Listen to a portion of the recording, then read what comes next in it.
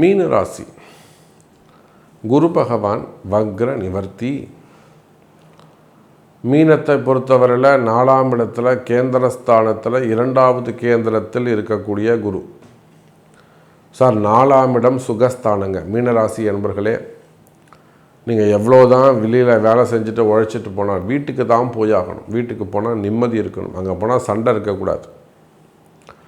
உங்களுடைய உழைப்பை புரிஞ்சு உங்களுக்கு மதிப்பு கொடுக்கக்கூடிய இடமாக வீடு இருக்க வேண்டும். பாவங்க அந்த மனுஷன் காலிலேருந்து கஷ்டப்பட்டு எவன்கிட்டயோ திட்டு வாங்கிட்டு வந்திருக்கான். அவனை கூப்பிட்டு நம்ம ஒரு உட்கார வச்சு ஒரு ஆறுதலாக 2 வார்த்தை பேசுவோம். சப்போர்ட்டாக நான் இருக்குங்க, உங்களுக்கு கவலைப்படாதீங்களே, அப்பா வந்திருக்காரு, ஜாக்கிரதையாக பார்த்துக்கோ, அப்பா ஒன்றும் சொல்லாது, அப்படி சப்போர்ட்டிவாக இருக்கணும். இது நாள் வரையில் வீட்டில் குடும்பத்தில் சுகங்கள் இல்லையா, குடும்பத்தில் தகராறா, குடும்ப பிரச்சனையா, குடும்பத்தில் பிரிவுகளா, குடும்பத்தில் நிம்மதி இல்லை சாமி, குடும்பம் ஒய்ஃப் மதிக்க மாட்டேங்கிறாங்க.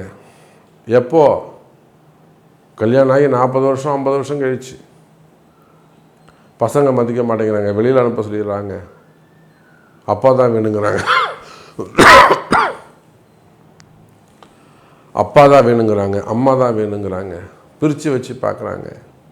சரி, எந்த மாதிரியெல்லாம் குடும்பத்தில் பிரச்சனைகள் இருந்திருக்குமே. ஆனால் அதே போல் வண்டி வாகன யோகங்கள் கிடைக்கும். புதிய வீடு கட்டுறது, வீடு வாங்கிறது, வீடு அமைத்து கொள்வது, இடம் வாங்குவது, யோகங்கள் அமையும். வண்டி வாகன யோகம், குடும்பம் சிறக்கும். குரு பகவான் வக்ர நிவர்த்தி, நிம்மதி பிறக்கும். கவலை வேண்டாம் மீன ராசி அன்பர்களே.